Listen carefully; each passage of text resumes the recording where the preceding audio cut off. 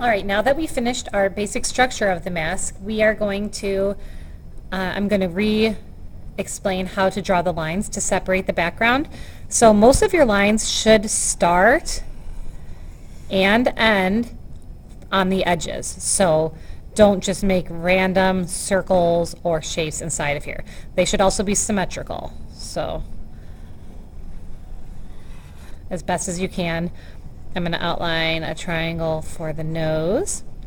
Maybe I'll have a U coming up here and a couple of other ones. This is just a rough guide for what you are going to paint. When you paint, it doesn't have to be exactly like this. I have this little goatee I'm going to try to make striped here.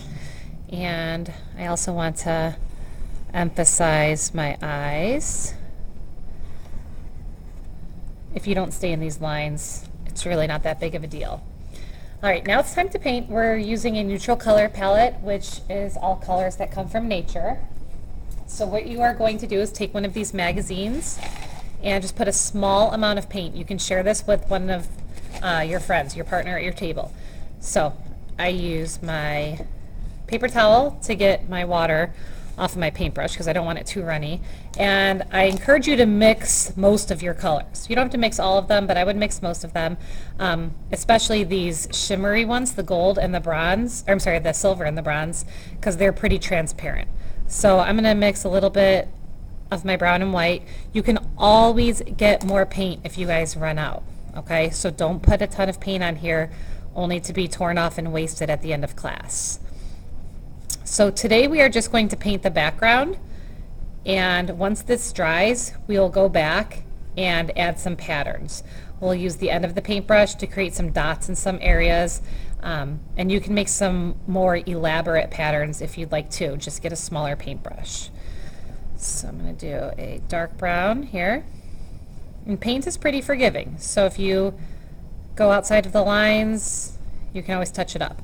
The reason we're going to put the patterns on next class is because you might have to do 2 coats in some of these areas. They are too transparent.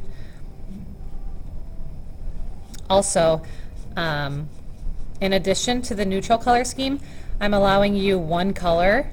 So I chose green, so I can have green as my accent color on my mask. So I always mix it, make a tint or a shade with it. I just added a little bit of white to that to make a tint.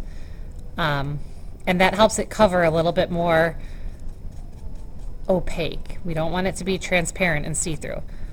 A lot of this painting isn't going to be seen, but depending on how many beads you're able to put on here, you might end up seeing more, so do a good job. And I'm going to do a little bit of green down here. I'm going to keep working, and I'll show you the final outcome when I'm finished. But real quick, I'm going to demonstrate how to make the dots. So you want to use a contrasting color, so you're just going to use the end of the paintbrush, dip it in paint, and then you can practice to see the size of your dot. And then carefully, don't do it sloppily, you're going to add dots to particular sections. So you're not going to do it to the whole thing, but make it symmetrical so that it's the same on both sides. It's a real simple way to add some quick patterns.